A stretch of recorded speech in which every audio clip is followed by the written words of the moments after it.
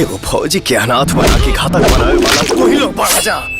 पता कर समर सिंह की बेटी नंदनी के बारे में। नंदनी के है और ये सब जानला के बाद भी अगर उहे कॉन्फिडेंस आके हमरा से बियाह के बात करबा के ना छोड़ा तो हम तोहरा से बियाह करब। तू हमार लल्ला के अमानत है। हट जा लल्ला ना पैया ना, ये लड़की तो जान बा।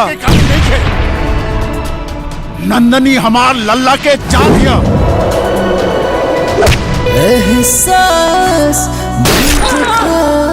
तार लाडला जो कहले बानी ओकर अंजाम कुछ भी हो सके।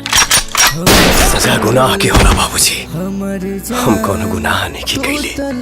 बाबुआ तोहनी के सामने एगो लड़की के परिवार बर्बाद हो गई। उठा जागा और खड़ा हो जा लोग अत्याचार के खिलाफ। ना ठाकुर साहब, एक मौका दे दी भीख के रूप में। रूप धूप में गजबे खूब चमका तारानी, अखिया न ठहरे न छनबर ऐसन जवानी। अरे ओ भौजी हिया रे के हो ओवर गणेश के एजेंसी है करा बहिनी का। तू पहले अपन हिचकी संभालो, बाकी हम सब संभाल ले। सारा रा रा रा रा रा रा रा रा रा रा रा रा रा रा बोल चुकीरा सारा रा रा। भगवा के दिन होबे कदाच फेरी चोलिया में अपना रंग लगावे दाना। होली में देवर वो सन के पद भौजी भजावे।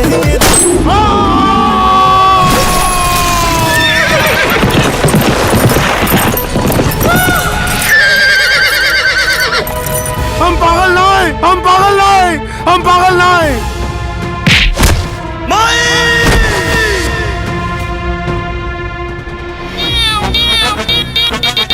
सौ चूहे खा के बिल्ली हज को चली है।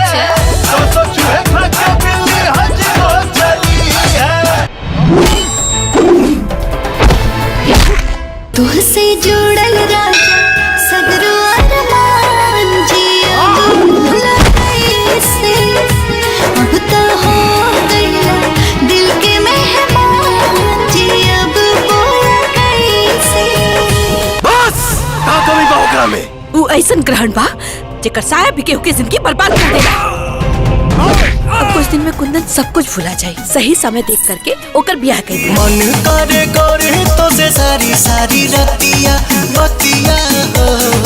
3 दिन से मरले बमतिया हो तोहरी सुरतिया। 3 दिन से मरले बमतिया हो तोहरी सुरतिया।